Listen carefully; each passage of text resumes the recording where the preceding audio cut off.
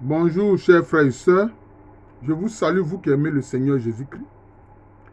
J'ai promis à un frère de parler de la parole. Il me l'a demandé de parler de la parole. Alors, observez vous-même. C'est l'être humain seul qui dans la création parle. En tout cas, quand nous observons la création, les autres créatures ont un langage. Les animaux ont un langage. Les arbres ont un langage. L'eau a un langage. Le soleil a un langage. La lune a un langage.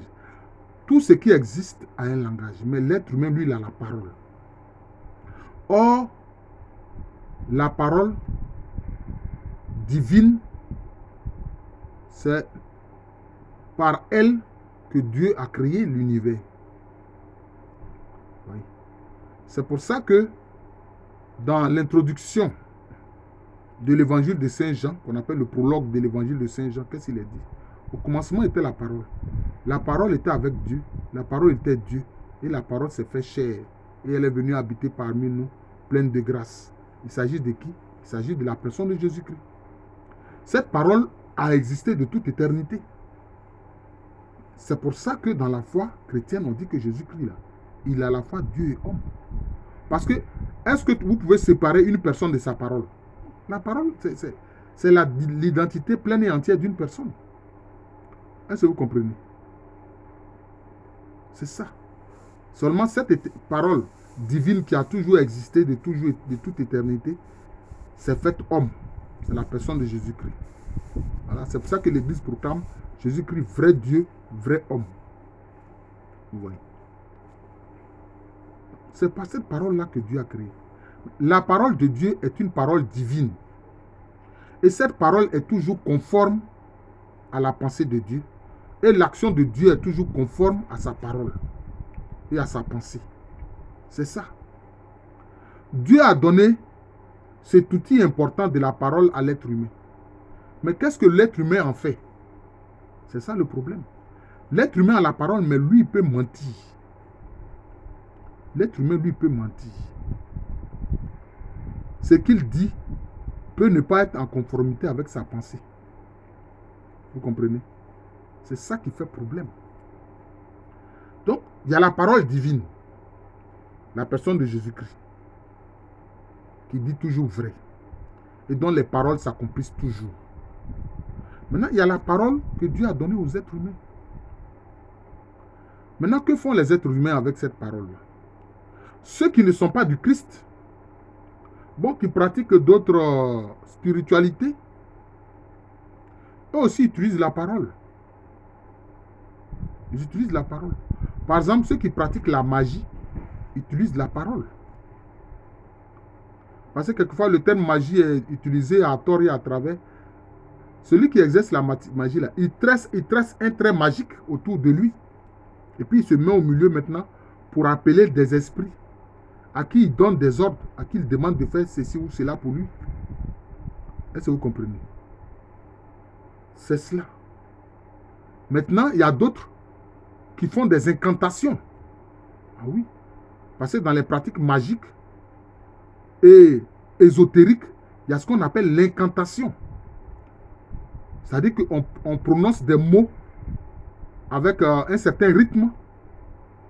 Et puis, on pense que cela va agir au niveau du monde de l'esprit, au niveau du monde invisible. Vous voyez. Donc, il y a ceux-là qui utilisent la parole de cette façon. C'est pour ça que le Christ Jésus a dit à ses disciples, ne faites pas comme ces gens-là, qui pensent que en débitant de nombreuses paroles, ils seront exaucés. Ils pensent qu'ainsi ils seront exaucés. Non. Jésus a dit non, vous mes disciples ne faites pas ça. Mais quand vous voulez prier là, retirez-vous dans un coin de votre chambre. Déjà, mon Père, le Père Céleste, vous précède déjà dans ce lieu-là. Et il sait ce dont vous avez besoin. Dites-lui simplement ce dont vous avez besoin. Dans le calme, dans la paix. En mettant vos besoins devant lui. C'est tout. C'est la même recommandation que fait Saint Paul. Il dit, présentez vos besoins au Seigneur. Ouais. Donc, le chrétien, lui, il n'utilise pas la parole que Dieu lui a donnée comme ces gens-là. Il ne fait pas ça. Il ne fait pas comme les magiciens ou bien comme les ésotéristes qui font des incantations. Quelquefois même ces incantations, ce sont des mots tout faits et ils pensent ainsi avoir le contrôle des esprits. Mais attention, quand ces esprits ont la possibilité, mais ils leur infligent une correction terrible. C'est pour ça qu'il y a beaucoup d'ésotéristes ou des gens qui pratiquent la magie qui sont devenus fous. Ils ont perdu la raison, ils sont devenus fous. On a vu, souvent on le voit avec des jeunes musulmans qui sont censés apprendre auprès d'un maître soufi. Quelquefois, ils prennent des noms et puis ils invoquent ces noms-là. C'est pour ça que quelquefois, vous les voyez, ils ont des chapelets qui peuvent faire 1000 grains. Donc, quand il fait le tout comme ça, là, il a dit le mot 1000 fois. Oui. Et quelquefois, mais ces esprits-là les rendent fous. Voilà le problème. Donc, leur façon de faire n'est pas la façon de faire que Jésus-Christ recommande. Jésus-Christ dit de présenter nos besoins.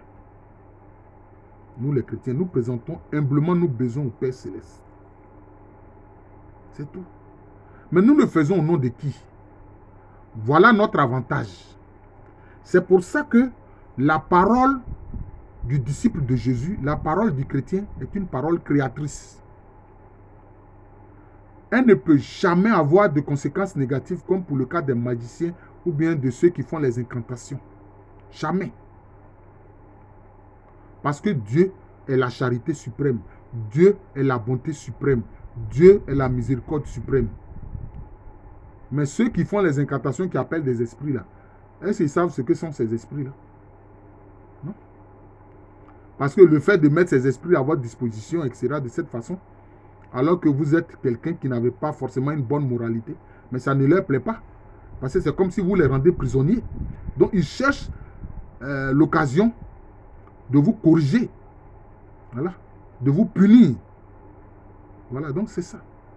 Alors que pour les disciples de Jésus-Christ, ils présentent humblement leurs besoins au Père Céleste. Et ils le font au nom de qui? Au nom de Jésus. Quand Jésus-Christ est ressuscité, c'est ce qu'il a dit à ses disciples. Il dit, tout ce que vous demanderez à mon nom, le Père vous le donnera.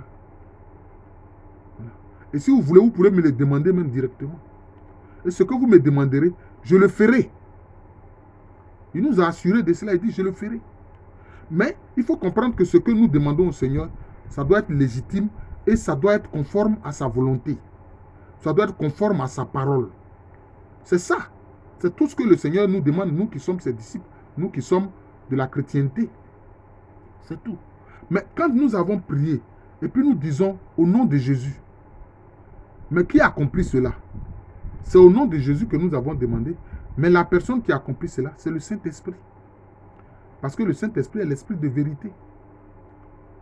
C'est la vérité qui fait savoir que ce qu'une personne a dit là est vrai, c'est conforme à sa pensée, c'est conforme à sa parole. Et il agit en conséquence. Mais comme les hommes, eux, ils mentent. Ils mentent. Mais c'est par ces agissements que vous verrez qu'ils mentent. C'est par ces agissements que vous verrez qu'ils mentent.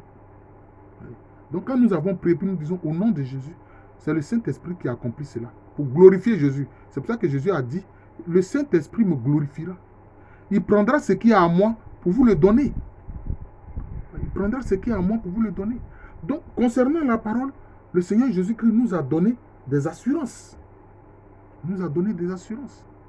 Maintenant, ce que nous demandons, qui fait que notre parole devient créatrice, parce que ce que nous demandons, le Seigneur Jésus-Christ le fait. Ou bien le Père Céleste le fait. Le Saint-Esprit l'accomplit.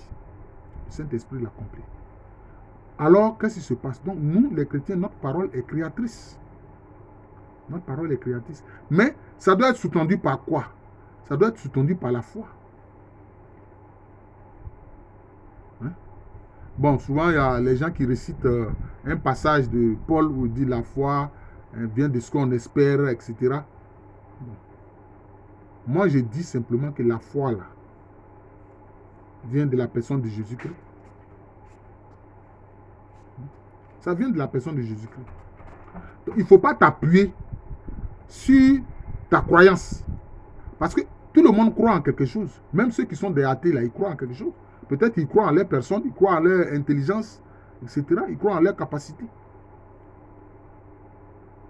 Mais le disciple de Jésus, le chrétien, lui, il ne croit pas en lui-même, non. Mais il compte sur le Seigneur. Donc, sa foi repose sur le Seigneur. Donc, sa foi vient du Seigneur Jésus-Christ. Vous voyez, c'est tout. C'est pour ça qu'il a dit que la foi, là, c'est un don du Seigneur. Si c'est un don du Seigneur, donc cela veut dire quoi? Cela veut dire que ça ne vient pas du chrétien.